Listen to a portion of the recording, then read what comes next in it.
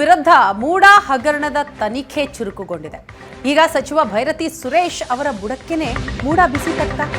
ಅಂತಹ ಒಂದು ಬೆಳವಣಿಗೆ ಆಗಿದೆ. ನಗರಾಭಿವೃದ್ಧಿ ಇಲಾಖೆ ಕಚೇರಿಗೂ ಕೂಡ ಇಡಿ ತನಿಖೆ ಅಲ್ಲಿವರೆಗೂ ಬಂದು ತಲುಪಿದೆ. ಈಗ ನಗರಾಭಿವೃದ್ಧಿ ಇಲಾಖೆಯ ಕಾರ್ಯದರ್ಶಿಗೆ ಇಡಿ ಸಮನ್ಸ್ ಕೊಟ್ಟಿದೆ. ನಾಳೆ ಬೆಳಗ್ಗೆ 11 ಗಂಟೆಗೆ ವಿಚಾರಣೆಗೆ ಹಾಜರಾಗಬೇಕು ಅಂತ ಸಮನ್ಸ್ನಲ್ಲಿ ಸೂಚಿಸಲಾಗಿದೆ. ಪ್ರಕರಣದ ತನಿಖೆಯನ್ನ ಈಗ ಇಡಿ ಮತ್ತಷ್ಟು ಚುರುಕುಗೊಳಿಸಿದೆ.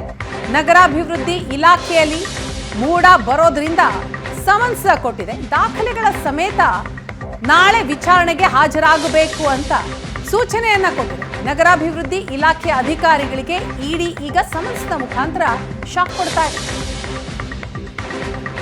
ಇನ್ನಷ್ಟು ಡೀಟೇಲ್ಸ್ ಕೊಡ್ತಾರೆ ನಮ್ಮ ಪ್ರತಿನಿಧಿ ರಮೇಶ್ ಸಂಪರ್ಕದಲ್ಲಿದ್ದಾರೆ. ರಮೇಶ್, ಸಚಿವ ಭೈರತಿ ಸುರೇಶ್ ಅವರಿಗೆ ಏನಾದ್ರೂ ಇದರಿಂದ ಎಫೆಕ್ಟ್ ಆಗುತ್ತೆ ಅನ್ಸುತ್ತೆ? ಯಾಕಂದ್ರೆ ಹಿಂದೆ ಅವರು ಇದ್ದಂತಹ ಸಂದರ್ಭದಲ್ಲಿ ಅವರು ನಿರ್ವಹಣೆ ಮಾಡ್ತಾ ಇದ್ದಂತಹ ಇಲಾಖೆ ಆಗಿರೋ ಹಿನ್ನೆಲೆಯಲ್ಲಿ ಅವರ ಹೆಸರು ಕೂಡ ಆರಂಭದಲ್ಲಿ ಕೇಳಿ ಬಂದಿತ್ತು. ಸಿಎಂ ಸಿದ್ದರಾಮಯ್ಯ ಒಂದಿಷ್ಟು ಡಿಸ್ಟೆನ್ಸ್ ಮೇಂಟೈನ್ ಮಾಡಿದ್ರು ಈ ಸಂಬಂಧಪಟ್ಟಂಗೆ, ದಾಖಲೆಗಳ ವಿಚಾರಕ್ಕೆ ಸಂಬಂಧಪಟ್ಟಂಗೆ. ಈಗ ಗೇರಪ್ ಆಗಿದೆ ಇಡಿ ವಿಚಾರಣೆ, ಏನಾಗ್ಬೋದು ಅಂತ ಅನ್ಸುತ್ತೆ?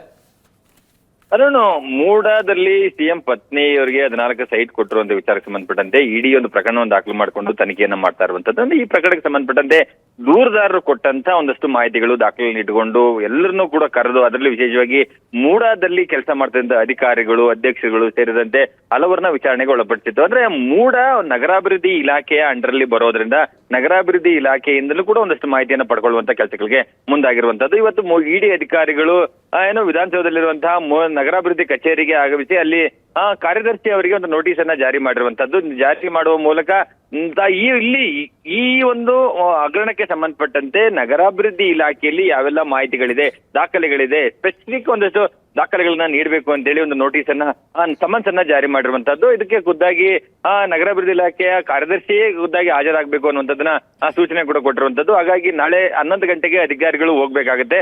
ಸೊ ಈ ಒಂದು ಪ್ರಕರಣವನ್ನು ನೋಡ್ತಾ ಹೋದ್ರೆ ಅಂದ್ರೆ ಭೈರತಿ ಸುರೇಶ್ ಅವರು ಈ ಒಂದು ಇಲಾಖೆಯ ಸಚಿವರಾಗಿದ್ದಾರೆ. ಅಂದ್ರೆ ನೇರವಾಗಿ ಅವರಿಗೆ ಇನ್ನೂ ತಟ್ಟದೇ ಇಲ್ಲ ಅನ್ನೋದು ಹೇಳೋದಕ್ಕಿಂತ ಅಧಿಕಾರಿಗಳ ಮಟ್ಟದಲ್ಲಿ ಈ ಹಗರಣಕ್ಕೆ ಸಂಬಂಧಪಟ್ಟಂತೆ ಏನೆಲ್ಲ ದಾಖಲೆಗಳಿದೆ, ಈ ಇಲಾಖೆ ಇಷ್ಟರ ಮಟ್ಟಿಗೆ ಈ ಒಂದು ವಿಚಾರವನ್ನ ನಿಭಾಯಿಸಿದೆ ಅನ್ನುವಂಥದ್ದು, ಮತ್ತೆ ಇದರಲ್ಲಿ ಏನಾದ್ರೂ ಪ್ರಭಾವಕ್ಕೊಳಗಾಗಿರುವಂತದ್ದಾಗ್ಲಿ ಅಥವಾ ಬೇರೆ ಇನ್ನೇನಾದ್ರೂ ಆಗಿದೆಯಾ ಅನ್ನುವಂತ ವಿಚಾರದಲ್ಲಿ ಒಂದಷ್ಟು ಮಾಹಿತಿಯನ್ನ ಪಡ್ಕೊಳ್ಳಿಕ್ಕೆ ಮುಂದಾಗಿರುವಂತದ್ದು. ಮತ್ತೆ ಈ ಒಂದು ತನಿಖೆ ಮುಂದುವರೆದಂತ ಸಂದರ್ಭದಲ್ಲಿ ಭೈರತಿ ಸುರೇಶ್ ಅವರ ಬಳಿಗೆ ಈ ಒಂದು ತನಿಖೆ ಬರ್ತದ ಅನ್ನುವಂಥದ್ದನ್ನ ಕಾದು ನೋಡ್ಬೇಕಾಗಿರುವಂತದ್ದು.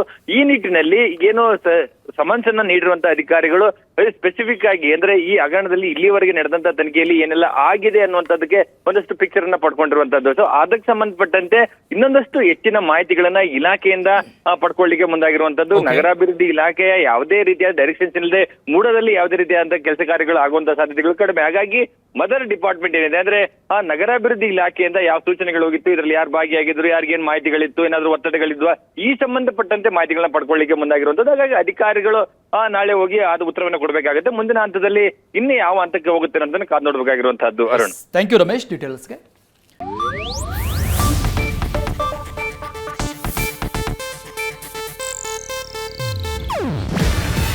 ಇದು ಏಷ್ಯಾನೆಟ್ ನ್ಯೂಸ್ ನೆಟ್ವರ್ಕ್ ಪ್ರಸ್ತುತಿ. ನೀವು ನೋಡ್ತಿದ್ದೀರಾ ಏಷ್ಯಾನೆಟ್ ಸುವರ್ಣ ನ್ಯೂಸ್.